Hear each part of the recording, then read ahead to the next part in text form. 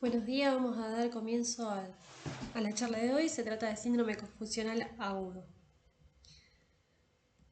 Si vamos a definir el síndrome confusional agudo o delirium, es una entidad de inicio agudo, curso fluctuante que se caracteriza por compromiso de nivel de conciencia, atención y de las funciones cognitivas como la memoria, la sensopercepción y la orientación. La misma es una complicación de una enfermedad subyacente y es una urgencia médica.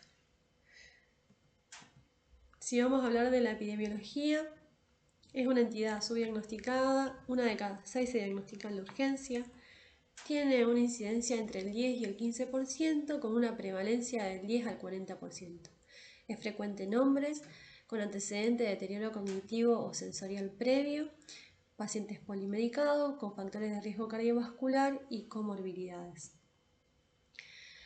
Un 45% de los pacientes que desarrollan el síndrome confusional permanecen al alta y se puede extender en un 33% hasta el mes del mismo.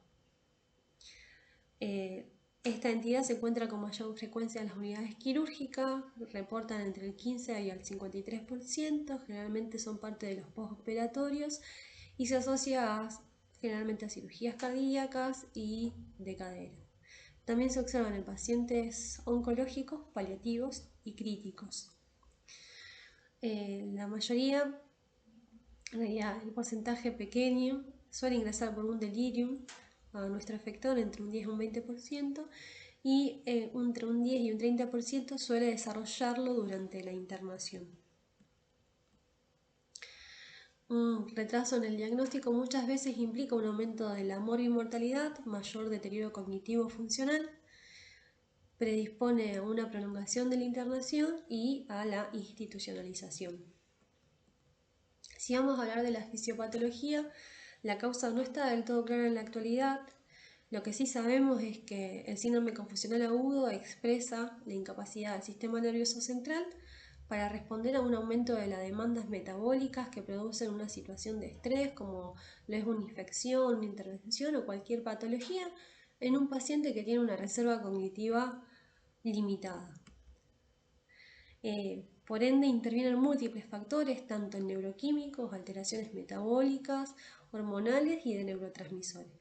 Lo que sí sabemos es que los neurotransmisores que sí intervienen es el déficit de la acetilcolina, que lo que produce son las alteraciones cognitivas y de percepción, alteraciones emocionales y la alteración del ciclo sueño-vigilia. El aumento de la dopamina, que esto es lo que le da al paciente la incapacidad para sostener la atención, y de la serotonina, que se ve afectada en determinados patrones. Generalmente en el delirium alcohólico está disminuido y en la encefalopatía hepática está aumentado junto con el GABA, aumento del glutamato, que el glutamato en exceso a nivel del sistema nervioso central también termina siendo neurotóxico. Si vamos a hablar del delirio, para que se desarrolle va a requerir de ciertos factores. Se sabe que existen factores predisponentes, como es el deterioro cognitivo previo, enfermedades graves, la deshidratación, un paciente malnutrido, de edad avanzada, generalmente pacientes mayores de 70 años, antecedentes de depresión, que haya tenido un síndrome confusional previo o que tengan hábitos tóxicos como el alcohol.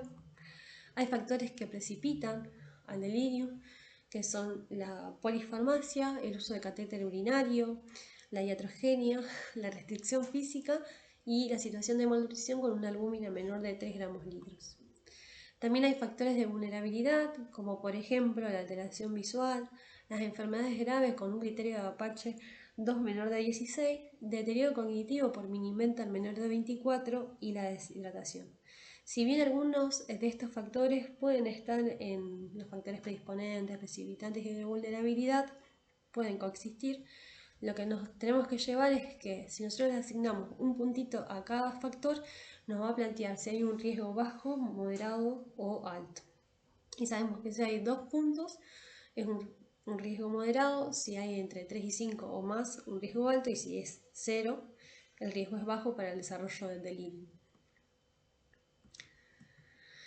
Si hablamos de las causas del delirio, es pluripatológico.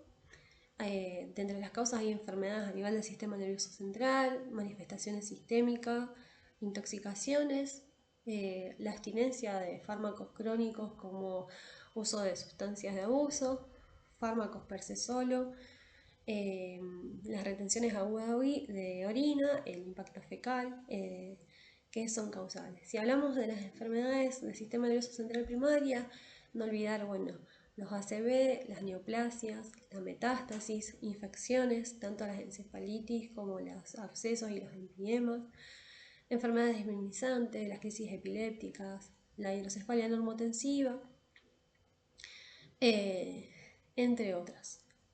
Si hablamos de enfermedades sistémicas, hablamos de enfermedades metabólicas, ya sea la deshidratación, la hipernatremia, la hipoxia, la hipercapnia, la acidosis y las alcalosis tanto metabólicas como respiratorias. Obviamente por carenciales vitamínicos como la tiamina, la niacina, la vitamina B12. También los trastornos o las infecciones respiratorias, tanto las neumonías como las infecciones urinarias, las enfermedades endocrinas como el hiper o el hipotiroidismo, las descompensaciones diabéticas, las hipoglicemias obviamente, alteraciones o enfermedades hematológicas también pueden ser causales, enfermedades cardiovasculares como las arritmias, los shock cardiogénicos, insuficiencias cardíacas, enfermedades pulmonares, el tromboembolismo pulmonar están nombradas, las enfermedades digestivas, como habíamos dicho previamente, las enfermedades como las encefalopatías hepáticas o las hepatopatías y las enfermedades renales como las insuficiencias renales. Dentro de las intoxicaciones, obviamente por alcohol, cualquier tipo de sustancias de abuso, anfetaminas, ansiolíticos, antidepresivos, el cannabis, pegamentos, insecticidas, opiáceos, la abstinencia de alcohol, ansiolíticos o barbitúricos e hipnóticos sedantes, los fármacos como los agonistas dopaminérgicos, los antiarrítmicos, los antidepresivos vuelven a entrar, los antiepilépticos y, como ya he dicho previamente, las misceláneas que entran las retenciones agudas de orina. Pero cuando uno lee todo esto, no sabe si quiere gritar o llorar, pero tenemos que, más allá que internamente sentimos que perdimos el control y que no sabemos qué hacer, lo que sí tenemos que llevarnos de esta charla es que las causas más frecuentes son las tóxico-metabólicas, las infecciones del tracto urinario y respiratorias y los fármacos. Si vamos a hablar de la clínica del síndrome confusional agudo, tenemos que saber que hay una alteración de la conciencia, acordarse que la conciencia está compuesta por lo que es el contenido, que es tener conciencia de, y el nivel de conciencia que estamos hablando, de lo que es la vigilia, hablamos de lo que es el enturbiamiento del estado de conciencia, la somnolencia, el estupor y el coma.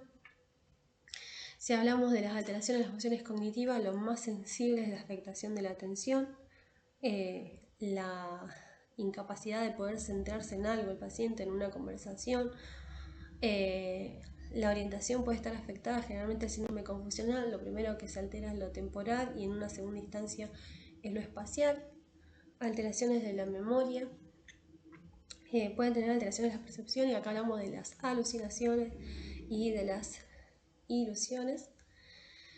Puede también haber abstracción, alteraciones en el razonamiento, alteraciones en el lenguaje, las praxias, las náuseas. Muchas veces el paciente tiene dificultades para poder, por ejemplo, cambiarse, tiene muchas veces dificultades para poder distinguir entre los familiares o los confunde.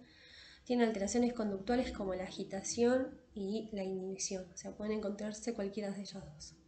Lo otro que nos va a ayudar para el diagnóstico del síndrome confusional agudo es el tiempo de evolución que tiene, generalmente es en días y horas que se desencadena este síndrome confusional, fluctúa a lo largo del día, o sea, varía la sintomatología del paciente, a veces por la noche está súper despierto y durante el día está súper dormido, por momentos está súper verborrágico y por momentos está callado, tiene cambios emocionales, conductas inapropiadas y tiene los cambios autonómicos que es la sudoración, la taquicardia, la agitación, que muchas veces están dadas secundarias a las alucinaciones.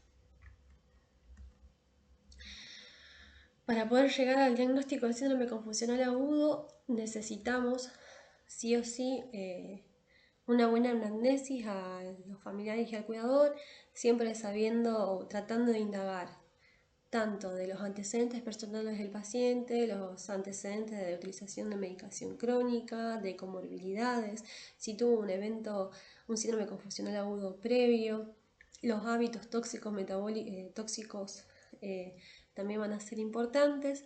Lo otro que nos interesa es el tiempo que empezó este cuadro, si es un cuadro reciente o si es un cuadro que lleva meses de evolución.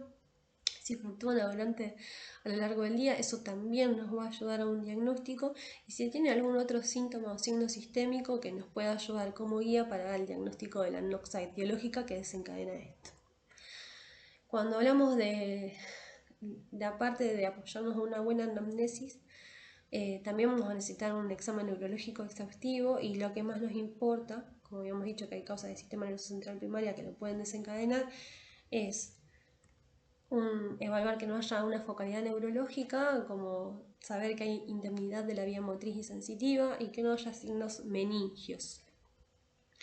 Aparte nos vamos a apoyar para el diagnóstico del síndrome confusional de la evaluación neurocognitiva, y en la guardia por ahí nos va a ser mucho más fácil utilizar. Lo que vamos a valorar es la atención del paciente, que una de las formas es a partir del conteo digital o la sustracción, o sea, enseñarles a hacerle resta, hacer conteos como lo dice la palabra, pedirle que deletree una palabra como la palabra mundo en una dirección y después de atrás hacia adelante, que pueda decir los días de la semana, los días que pueda nominar la semana, los meses, y que tengan un orden. Si decimos los días de la semana es en un orden, y que después lo pueda estar de atrás hacia adelante para valorar la atención.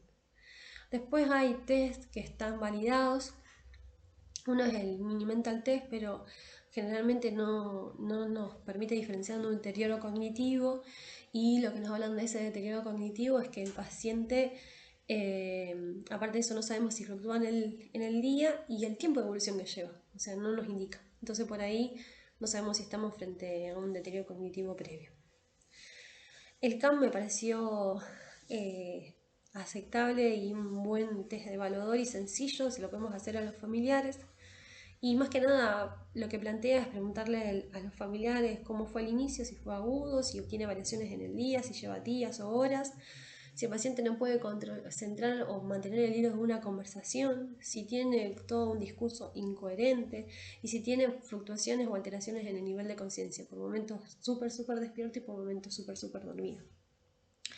Si están las dos primeras que coinciden, que el familiar refiere, sí, mira, empezó hace 24 horas y la verdad que varía a lo largo del día, no sigue el hilo de la conversación cuando estamos hablando, eso nos da apoyo para el síndrome confusional agudo, asociado al tercer o cuarto punto, nos da el apoyo para el síndrome confusional agudo. Pero sí o sí, los dos primeros tienen que estar. El otro test que se puede usar es el SIWAR, pero generalmente son para los pacientes que tienen hábito etil, quizás un poco más exhaustivo, y en la guardia se les vuelve un poquito engorroso. Uno tiene que ser operativo en la guardia. Y como había dicho previamente, es importante a partir del contexto del paciente reconocer cuál es la anoxia que lo está produciendo. Entonces, lo importante es establecer o identificar la causa o la causa potencialmente responsable cuando hablamos de la anoxia que lo produce. Y acá sí, un examen exhaustivo por el resto de los aparatos, obviamente que nos puede ayudar un poco la anamnesis de los familiares si podemos hacerlo más dirigido a una causal que lo pueda haber producido. Y nos vamos a valer de los exámenes complementarios, donde vamos a tener en primera instancia, podemos pedir un laboratorio básico y después adicionar otro tipo de determinaciones. Del análisis de sangre, lo que nos interesa es el hemograma completo, la glicemia, los iones, la función renal, la función hepática, la gasometría, los tóxicos en orina. Si es un paciente con una patología hepática, el amonio, el dosaje. Podemos pedir también a pacientes que no están habituados en la guardia, quizás más en la internación, los dosajes de vitamina B12, ácido fólico, y hacer el dosaje de drogas plasmáticas como los antiepilépticos, un paciente con antecedente psiquiátrico de litio o de la digoxina.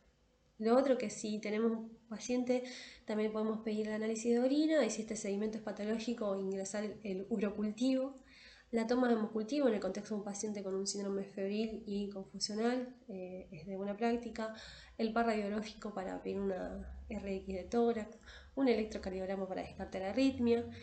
La toma de cráneo, obviamente, examen neurológico, como habíamos dicho, si hay algún examen, dentro del examen neurológico alguna alteración, tenemos que descartar patología estructural. Si el paciente tiene antecedente de caída, descartar un hematoma sudural que puede ser causal del síndrome confusional, o que obviamente sea un ACV y que estemos hablando de infartos en territorios estratégicos. Aparte de eso, si la punción lumbar sería de indicación en aquellos casos donde obviamente tenga signos meningios, tenga una fiebre sin foco claro y que el síndrome confusional no sea de una causa aparente o clara.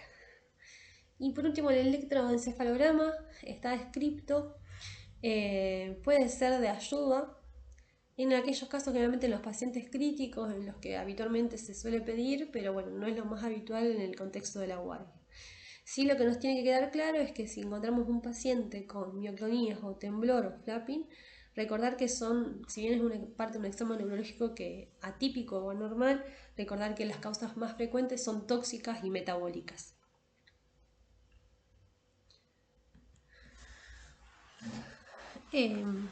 Con respecto a cuáles son los criterios que tiene que cumplir para definir el síndrome confusional agudo, necesitamos que haya un trastorno de la atención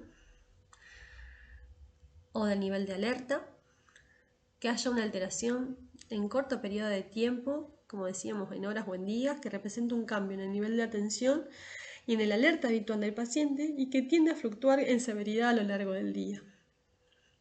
Que puede tener una alteración cognitiva adicional como el déficit de memoria, desorientación, lenguaje, alteraciones de las habilidades visoespaciales y de la percepción, y que los trastornos que se refirieron en el punto A y B, o sea, la atención y la variación del nivel de conciencia a lo largo del día, no pueden ser explicados por otra causa preexistente establecida o desarrollar trastornos neurocognitivos y no ocurren en un contexto de una alteración del nivel de conciencia severa como el coma. Y el cuarto punto es que existe una evidencia en la historia clínica, en el examen físico o en las pruebas de laboratorio, que el trastorno es consecuencia fisiológica directa de una condición médica, o sea, una intoxicación por sustancia o por abstinencia o por una exposición a toxina o es debido a múltiples etiologías, como dijimos, de causa sistémica, infecciosa, metabólica, tóxica, farmacológica. Entonces, una vez que cumplimos con los criterios del síndrome confusional agudo, tenemos que saber que hay tipos clínicos del síndrome confusional agudo, que existe el hiperactivo, que es el que más fácil nos resulta reconocer, porque el paciente está hiperactivo, está agitado, está confuso, tiene alucinaciones delirantes y está agresivo. Está el hipoactivo, que este sí es difícil, porque este es común en los pacientes ancianos y es más difícil el diagnóstico. Que generalmente el paciente está lento, bradixítico, tiene inexpresividad facial, está apático, está inhibido, está quieto. Y está el mixto que comparte patrones del hiperactivo con el hipoactivo.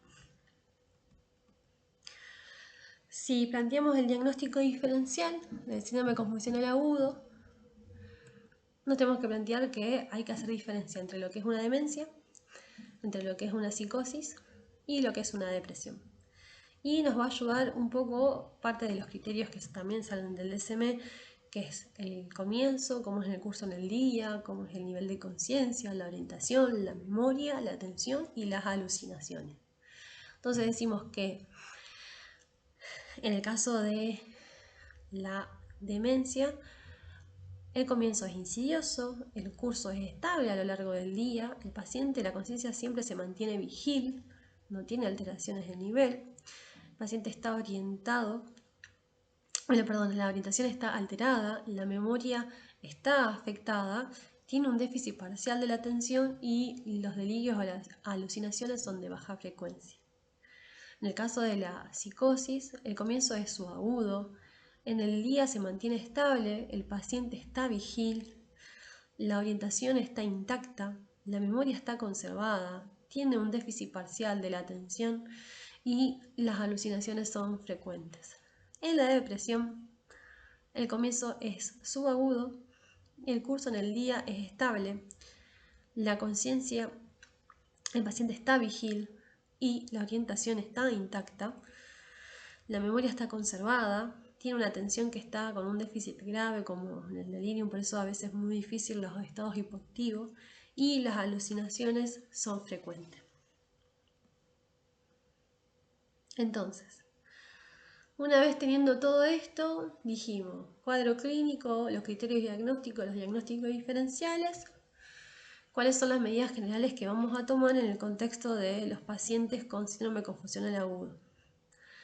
La verdad que si hay algún riesgo vital o algo, es importante asegurar la vía aérea, el control de los signos vitales, colocar una vía periférica, suspender los fármacos que sospechamos que puedan ser causales del síndrome confusional agudo y hacer un buen aporte hidroelectrolítico. Evitar lesiones, o sea, evitar todo elemento o barrales que puedan generar un daño, y la restricción física, la verdad que en muchas bibliografías justamente tratan de evitarla, pero bueno, si hay una situación superior que peligre la integridad del paciente, del familiar o del equipo de trabajo, no va a haber más remedio que hacer una restricción. La otra pata del tratamiento es reconocer cuál es la anoxia principal que lo está produciendo y, siguiendo con las pautas de tratamiento, de abordaje general y propiamente del síndrome confusional, y que en general están asociadas al estado de internación, no tanto de la guardia, pero bueno, no voy a nombrarlas todas. Sí es importante que un paciente que una vez que está estabilizado, colocarlo en un lugar donde no tenga sobreestímulos, donde el cuidador sea siempre la misma persona, tratar de no restringirlo, tratar de diariamente recordarle el día, hora, fecha, mes en el que se encuentra, o sea, tratar de ayudarlo a orientar. Lo otro es tratar de mejorar el ritmo del ciclo sueño-vigilia del paciente. Al acercarnos a evaluar al paciente, hablar de manera clara, y si tiene alguna dificultad visual o auditiva, aportarle el elemento que le va a mejorar en esta disminución, el poder ver el entorno, porque muchas veces los pacientes quizás no están están previo a desencadenar el síndrome confusional y están temerosos, y encima están condicionados por no tener sus lentes o por no escuchar bien, y eso los altera un poco más al paciente. Por otro lado, el tratamiento sintomático que se hace para el síndrome confusional agudo es el tratamiento farmacológico. Los que se utilizan habitualmente son los neurolépticos típicos, como el haloperidol. Si vamos a usar el halo, es idealmente que el paciente esté monitorizado por prolongación del QT y tiene riesgo de extrapiramidalismo. El paciente se puede poner un poco más rígido. Si utilizamos los neurolépticos atípicos, la verdad que la OMS toma de primera línea antes que el halo, la RISPE. También es útil en los pacientes que tienen antecedentes de deterioro cognitivo. Y si vamos a hablar de algo más específico que por ahí está bueno, es que en el síndrome confusional agudo, en las enfermedades extrapiramidales, de elección está la quetiapina. Podemos usar la RISPE también, pero si hablamos de elección es la quetiapina. Y en los casos de delirium por abstinencia alcohólica, son de elección las benzodiazepinas. Si hablamos de la pauta de tratamiento, saber que si el paciente está con agitación aguda, el uso del haloperidol, tanto intramuscular, intravenoso o subcutáneo. La pauta es hasta que controle el paciente. En los ancianos, la verdad es que es 2,5 a 5 miligramos cada 30 a 60 minutos. Lo otro que te sugiere es que tenga una dosis máxima de 100 miligramos día o de 100 miligramos total, perdón, miligramos día está bien, o 60 miligramos si combinamos con benzodiazepina. Y si un paciente que tiene antecedente de patología hepática, utilizar la mitad de la dosis. Si usamos la mitad de la dosis y asociamos a benzodiazepina, podemos usar el midazolam, que se puede usar 2,5 miligramos, que se puede repetir a la hora. pero en ellos hay que vigilar obviamente monitoreo cardíaco y obviamente vigilar que no haya ningún tipo de presión respiratoria. Si estamos en un delirium que no está agitado el paciente, ahí podemos usar la vía oral. En este algoritmo lo que utiliza es 1 a 2 miligramos cada 2 horas hasta controlar con un máximo de 100 miligramos, y en los ancianos utiliza dosis más baja de 0,3 a 0,5 miligramos.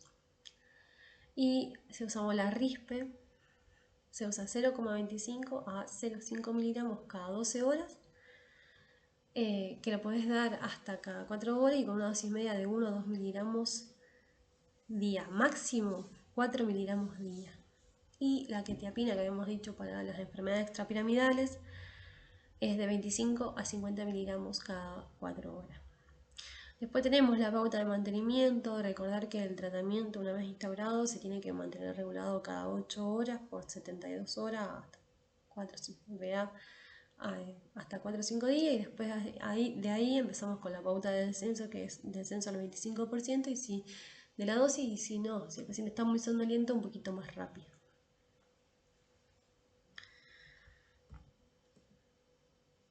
Este es otro cuadrito.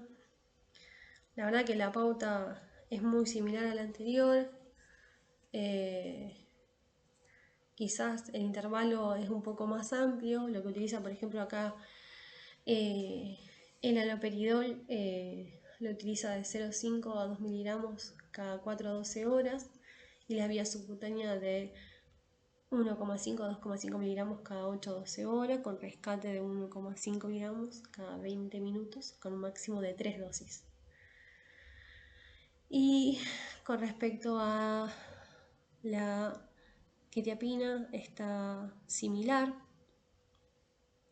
que utiliza 25 a 50 miligramos cada 12 a 24 horas, con un máximo de 200 miligramos día. Y la risperidona, perdón, que no lo dije, si tenemos vía oral, por ahí está bueno, de 0 a 5 miligramos cada 12 horas, con un máximo de 2 a 3 miligramos día. Acá también, después en el otro algoritmo vamos a hablar, pero bueno, el uso de benzodiazepinas, acá muestra como elección el MIDA, y lo que plantea dosis endovenosa de 0,5 miligramos cada 10 minutos hasta controlar los síntomas, o subcutánea de 2,5 a 5 miligramos cada 5 a 10 minutos hasta controlar el cuadro clínico, hasta sedarlo. Siempre el objetivo es sedar al paciente. Pero este algoritmo me pareció interesante, que por ahí uno no es tan habitual.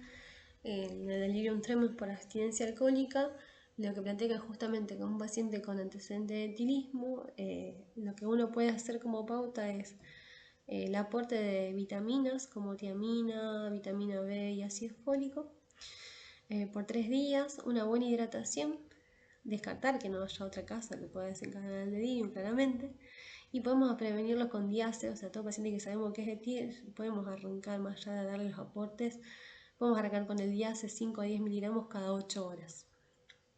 Pero bueno, en el caso de que el paciente ingrese por un delirium tremens y que esté excitado completamente, ahí sí el tratamiento de choque no te usa tanto el midazolam como en los otros algoritmos, sino lo que utiliza es el diazepam entre 10 a 20 miligramos cada 2 horas hasta lograr sedación. O sea, el objetivo es sedar en el caso del delirium tremens por abstinencia alcohólica, o el lorazepam 1 a 2 miligramos cada 1 a 2 horas hasta que el paciente se cede.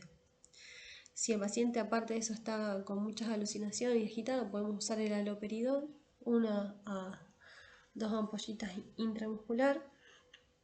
Y si está con hiperactividad simpática, o sea, taquicárdico sudoroso, podemos usar beta-bloqueante, pero no es lo más habitual.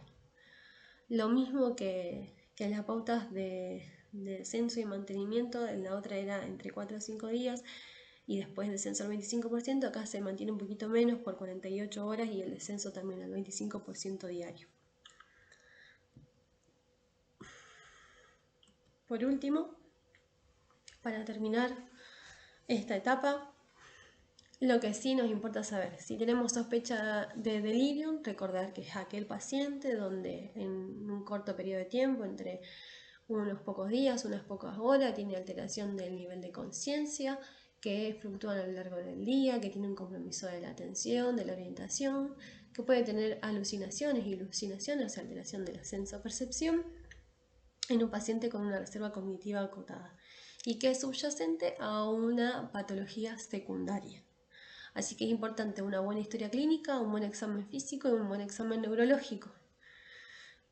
Si logramos todo esto y cumple con los criterios del DSM-5 para el diagnóstico de síndrome confusional agudo, si no los cumples, ¿cuáles son los diagnósticos diferenciales? Recordar que los diagnósticos diferenciales son la demencia, los trastornos psiquiátricos, como dijimos, la depresión y la psicosis, pero si cumple con los criterios del síndrome confusional agudo, es importante acá, como dijimos, dos líneas en simultáneo. Una, detectar si es hipoactivo o hiperactivo. Si está bien florido el paciente, sabemos que es un síndrome confusional que cumple criterios, hacemos medidas generales y si las medidas generales no alcanzan, hacemos el tratamiento sintomático del síndrome confusional. Se hace el tratamiento sintomático, recordar que la pauta de elección en nuestro medio es habitualmente utilizada es el haloperidol, que siempre es con monitoreo, recordar que puede generar extrapiramidalismo y prolongación del QT.